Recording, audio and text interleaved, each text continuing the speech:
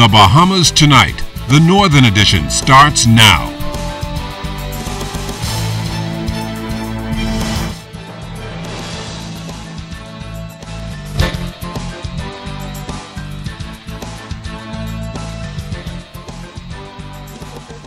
Tonight, the Northern Edition. Good evening. I'm Sabrina Brown. Thank you for joining us. Topping the news, the education campaign spearheaded by the VAT Committee taking the value-added tax message to 8 Mile Rock last night.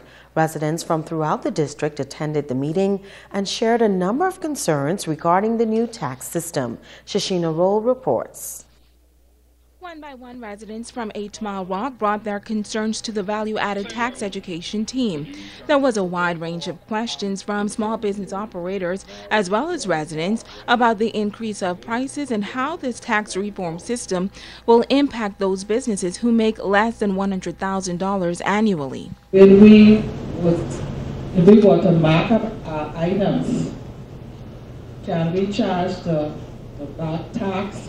And would we have to pay the extra to the government? Selling. I bring my shipment in. I go to BWA, I go to Solomon and buy my stuff. I pay what there, right? So, I mean, I just was wondering. Question, who pays what? The consumer, you, me. So that means that businesses really don't pay any VAT. They are the collections agents. Example, we would no longer get a $5 phone card because they would have to, unless the company is, being lenient to us or whatever, and not add it on. And what I understood, or what I thought I heard you say, that there might be businesses that if they're not VAT registered, do they have that option not to be VAT registered, and how does that go? There was also a serious concern about how the increase of VAT will affect the cost of living. From the government standpoint, we go into a food store, what was $10 on December 31st is now going to be $10.75, as an example. But wouldn't that store also take into account the fact that now their electricity has gone up, their fuel has gone up, and so they're also going to have to increase the salaries, most likely, of their staff. And so we're now looking at more than $10.75. We're going to be looking at more because now the store is now going to have to recover. There is no additional cost to the business directly from VAT, although businesses will say that now I got to hire somebody to spend an extra couple hours a week or a month to complete these returns. For a lot of businesses, the expenses really are in getting the systems ready today. And beyond that, the expenses will be incremental. It won't be this ballooning of cost that stays with businesses. So it's really a cost of getting to January 1 and maybe a little bit beyond January 1. It's not a cost of staying in the system, not at the same level. This little fellow also had his own concern. Any VAT officers to monitor the offices to help protect VAT from getting money stolen? Now, if business operators are not accountable to the system or miss their VAT payment deadline, reminders will be sent and their privileges can be canceled. Shashina Roll, ZNS Network News. Well, as the countdown to the implementation of VAT continues, a local business consultant is giving some sound advice on how to operate a successful business. Small and medium-sized businesses are the engine that drives any economy. As this sector on Grand Bahama struggles with a sluggish economic situation, consultant Billy Bowe says the main reason why businesses fail is a lack of planning. So we start off by making sure that they have a properly developed plan before they go into the business and run numbers and know, is this really going to work? So that's one of the biggest things. Without that, then you start to see the mistakes that happen. Resources are a big deal. The cost of running a business is a big deal. That's why the planning is so important. She says you have to be focused and separate business from your social life. You really have to take it very seriously. Even in a storefront with only 6 people, you have to take your business very seriously, and you need to be able to draw the line between your friendship, and you being the owner or operator of the business. So these are some of the mistakes that can cause businesses to have internal issues which become external issues because the customers see this right off the bat. According to Bo, establishing a sustainable business is all about keeping pace with what's trending worldwide. I always, like for young people, when they're thinking about their careers, I think, listen, think about going into a career or a major in college in an area that you know is going to develop and increase, and most of them are technology-based. Education, there's a whole lot of technology around how people learn in the classroom now. And then you have opportunities for people to learn about medical technology. There's so much. Right now, I think we're not branching into those areas because we're not having the opportunity to get training and development in those areas. Don't be afraid to start small, she says, and capitalize on your talents and skills. We underestimate the talent that we have in our country, and some people are doing services right now that they don't even realize can be a business. You know, it's like a passion that they have and they're doing it, and they don't even realize that it can be a business. So, you know, being aware of when people say to you, you know, Sabrina, you were really good at doing this, like makeup.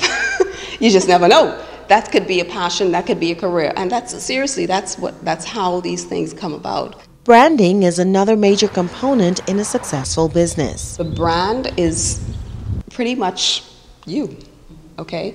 Start with looking at yourself. What is it that you want to represent? Then look at your business and how do you want people to perceive your business? The TUC strike is officially over for now, and members are expected to return to work. We spoke with TUC President Obie Ferguson a short time ago, and he says he hopes all of the matters will be resolved. We instructed our people to comply with the order, right? Comply with the order because that's mandatory.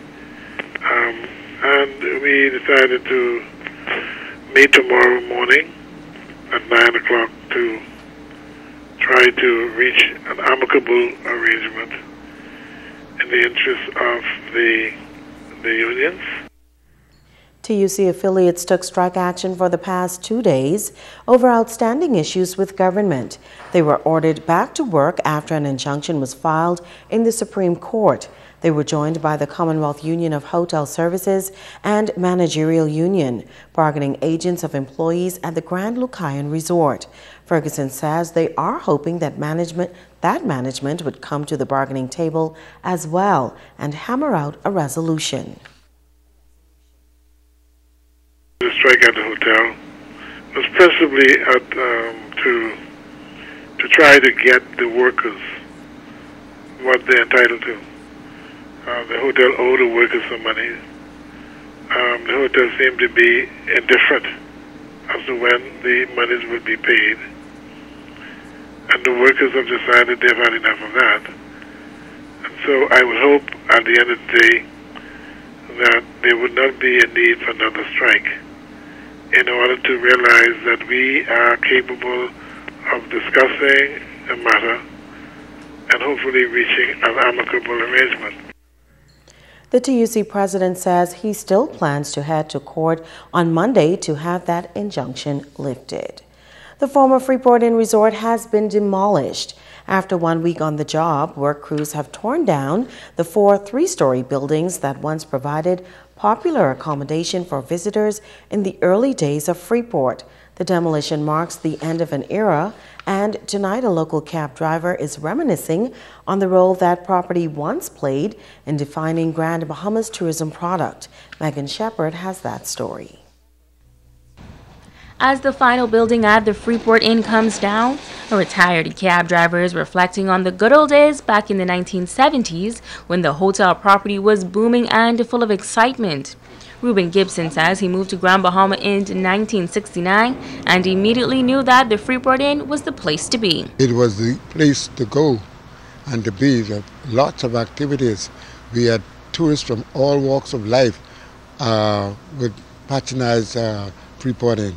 We had a restaurant in there you call Mitch's Steak house.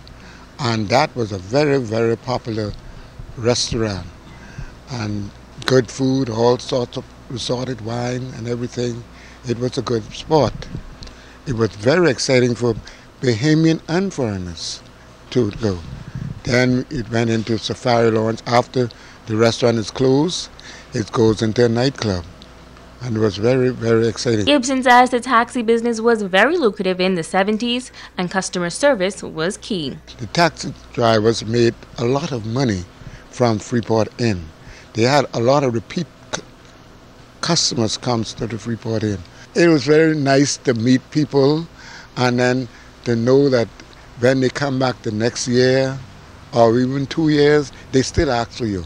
So our business never go down. We believe in giving service at that time so that our customers will come to us. Whoever drives them, they ask for them.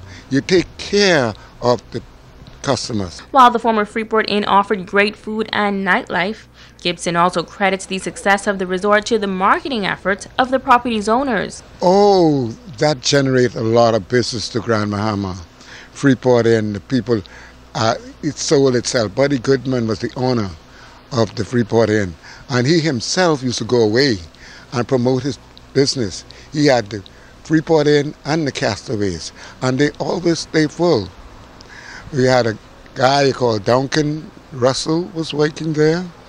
Jane Ellis, she was the manager, the secretary there, and they had that Freeport Inn control. Everybody was getting along in Freeport Inn. It was like a family thing. Now the resort has been vacant and been deteriorating for more than 5 years, and Gibson says while it was fun back in the day, it's time for it to go. It's been there for some time, and it was an eyesore thing for a while. So I think it is best to get rid of it, and I believe they're going to build something very nice on that site. But you know something? A hotel would be a good thing to build there, because that is a place where people, right downtown, or that could be the new Freeport Inn. Megan Shepard, ZNS Network News. 2 residents of Waddell Avenue robbed at gunpoint overnight.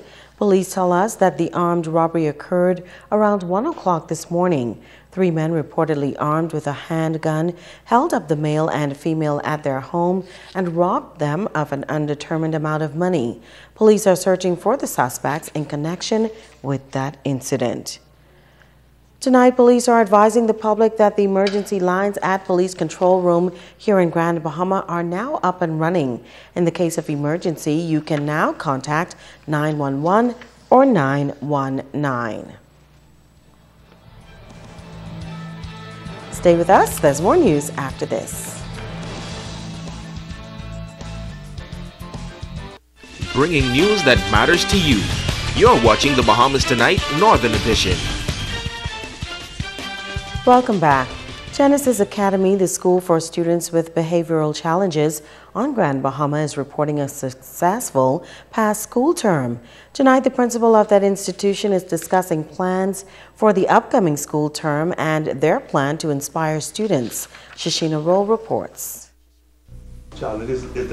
Principal Ricardo Major says Genesis Academy is making significant strides academically. For the first time, we thought we should allow our children to sit the national exam, the BJC, and we're excited about the results we got in that exam. It was only 5 students that did the exam, but out of that I got an A in science, and I need to say congratulations to my science teacher, Miss Gina LaRoda, and then also some good passes in math and also language. And when it comes to the students who are deemed to have behavioral challenges, Major is pleased to say that these students are also progressing well. We were able to recommend a number of students to go back into the mainstream, and you know, some persons would have still had to continue with the program here in order for us to see the results that would assist them in being able to be successful in the mainstream. This year in mainstream we would have had about 5 students went back in the mainstream.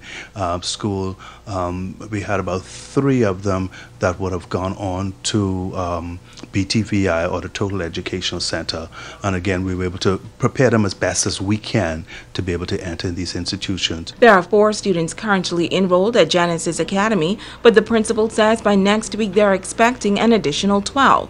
He is excited about the school's future plans and changing the lives of these students. I'm hoping that I can expose our children to more community jobs that are in the community, because I think seeing that, doing the field trips, seeing that kind of excite them about education and what they can possibly aspire to be or what they can aspire to do. I'm really hoping, and I personally will be having to spearhead this because again I have no budget for it, but at least start the technical program that I keep talking about here. I've spoken about last year, that is with the carpentry. I'm an avid carpenter, also plumber, so I'll have to, once I can solicit material for that, we'll start that. I think the first program that we're going to do is we plan to install our own irrigation system in the farm area. Shashina Roll, ZNS Network News.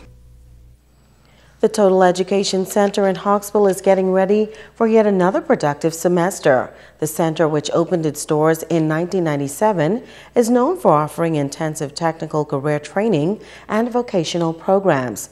This year, they have implemented a hospitality and small business course. President Fred Delancey says the students benefit greatly from the hotel training program. We're given top priority to begin with. Because I think we know what the companies want, especially in regards to the hotel. We know what the hotel is looking for. So we train, our hotel training program is designed specifically to facilitate the needs of the Grand Duke Hotel for the most part. A total of 50 scholarships will be awarded to students ages 17 to 22 years participating in the new program. Delancey added that other local businesses are accepting graduates from the Technical Training Center as well, including Polymers and the Grand Bahama Port Authority. A lot of what is done at the center is in partnership with the West Grand Bahama Youth Development Association. Co-founder of the organization, Lindy Russell, is proud of the work of the training center. Because of what is happening among young people not being employed, he's implemented this scholarship program to get them involved. And so we find that a lot of young people are idle, and so I commend him for the commitment and dedication he continue to show in this regard. And so I just would like to ask the community to remember and reflect on what we would have accomplished over the 22 years. Russell says that both the TEC and the West Grand Bahama Youth Development will continue to work together to transform the lives of young people. The Astro Group will host its annual prostate cancer screening clinic this evening and tomorrow at the Pierce Plaza on Coral Road. More Bahamians are now falling ill with the disease, and the organization is encouraging men to get screened. As part of their educational campaign, a town meeting was held this week to better equip men with the knowledge they need to fight prostate cancer. Oncology consultant Dr. Devon Curling says 1 in 6 men will get prostate cancer during their lifetime. He adds that family history can increase that risk. If you have a first-degree relative that has prostate cancer, you're looking at a 2-fold increase. So now your odds just went from 1 in 6 to 1 in 3. If you then further that and you say you have 2 first-degree relatives, then your risk goes up 4-fold. Okay, so you drop down from 1 in 6 to about 1 in 1.5. He says the number one factor is age, and that's why men over the age of 40 are urged to get regular exams. The older you get, the more likely you are to get some form of prostate cancer. For instance, if you were to actually examine, and they've done these studies already, so if you take men over the age of 70 and over the age of 80, and you did autopsies on all those men that died, you would find that actually about 70% of them had an occult prostate cancer. So they had a prostate cancer that was sitting there.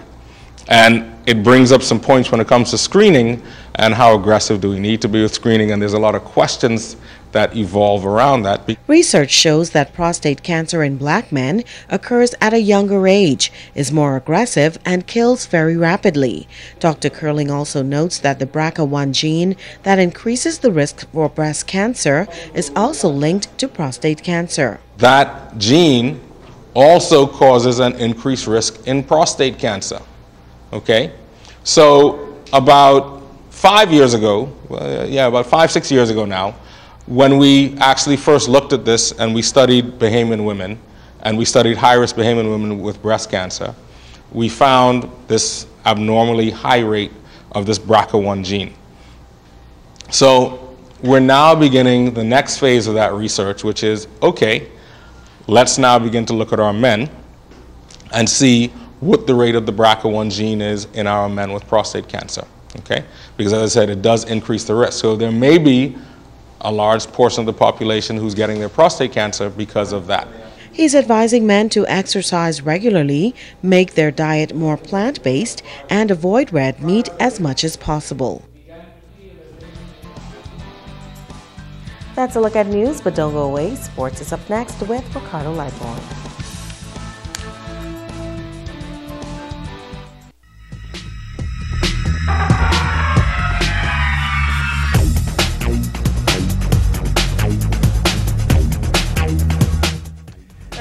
Sports and Ricardo Light Winners, but tonight goes out to the line of the General Hall in Eleuthera. Boy, you know he turned the town tonight. The Atlanta Hawks cheerleaders actually spent a week here in Grand Bahama, the Grand Lucana Resort. The NBA season starts in a month, and the Hawks cheerleaders will have their calendar ready for tip-off. Photographer Kyle Christie getting the camera ready. Makeup, cheerleader Gabrielle getting all dolled up for her shoot. Poolside of the Grand Lucayan, Gabby enters the water on a rainy Thursday. Kyle working with Gabrielle, and the conditions a bit questionable. The cheerleaders and talent manager of the Atlanta Hawks, Donnie Frazier, supervising the shoot. The Atlanta Hawks cheerleaders shoot was well planned and from start to finish went well. I think this year's shoot is actually amazing. It's getting good. Like, we're getting good stuff. Everybody's been fantastic here, and just been very welcoming. And what we do is we take pictures and photos of every single girl, and then we take them back and we review them, and then we decide on who is actually going to be in the calendar, and if it's going to be a 12-month calendar or a 14-month calendar.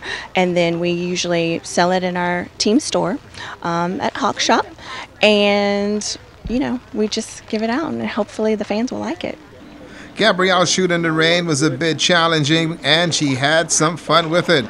Chief photographer Kyle Christie said it's been a great week of shooting in Grand Bahama. We have had an amazing time here for the last week shooting beautiful pictures in this beautiful island, and today the skies opened up on us a little bit and all that beautiful sunshine went away, and we've been doing about 6 shots per day. But because of the weather, today we've had to do 11 shots in one day, which is quite a lot to do 11 girls in one day at 11 different locations.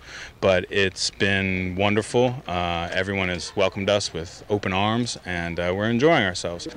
Essence and Erika had a great time on Grand Bahama and a smile to show. Hillary loved it, and a very special moment here, being serious. The Arabian shoot on the beach in the Bahamas. Tell the story. Being here on the island was awesome. We had a really good time. The weather was a little unfortunate, but it was awesome nonetheless. Well, this experience has been really awesome. We're here at the Grand Lucayan, is that what it's called? Mm-hmm. And it's just beautiful, and we get to be with our teammates. We're doing our calendar shoot, so it's going to be great because we're right here at the beach. We have everyone with us, and it's just a beautiful place. This is my first time here in the Bahamas, actually, so I've enjoyed the scenery, the view, the palm trees, the beach. It's just beautiful, and everyone has been so warm and welcoming. I just love it. Shamia video shoot was moving for her. The Atlanta Hawks cheerleaders shoot was exciting for the crew and the cheerleaders. Well, the Hawks cheerleaders had a blast at the Grand Lucayan, and the calendar shoot and video went off without a hitch, except for some rain on Thursday. The staff of the Grand Lucayan Resort pulled out all the stops for the cheerleaders and the crew. Roderick Colbert said that it was an incredible week, and also in terms of residuals, it's going to be a lasting effect for the island. Oh, it means so much for us right now because you know what, we have a lot of beautiful women here on property and they are at a beautiful destination. So we are so happy to have them here at the Grand Lucayan Hotel, whereby they get the opportunity to share their experience here at the Grand Lucayan. They're going to share it with the world throughout Atlanta and through wherever they go. We're going to see posters of these ladies and they're going to be here in Grand Lucayan in the Bahamas. Now, the cheerleaders have actually sent pictures and messages to their family and friends about the incredible stay here in Grand Bahama. When those pictures reach the social media, well, the word is going to be out that the Grand Bahama, Grand Lucayan rocks.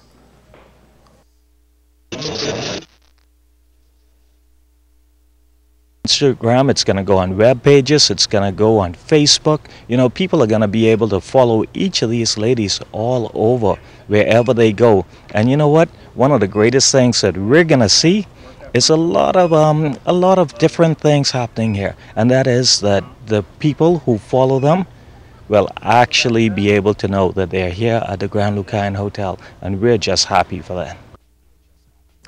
It was a great time. Also, don't forget Abaco softball playoffs start tonight and the YMCA finals. It's going to be a good one, Borco and the Warriors. That's a look at your sports tonight.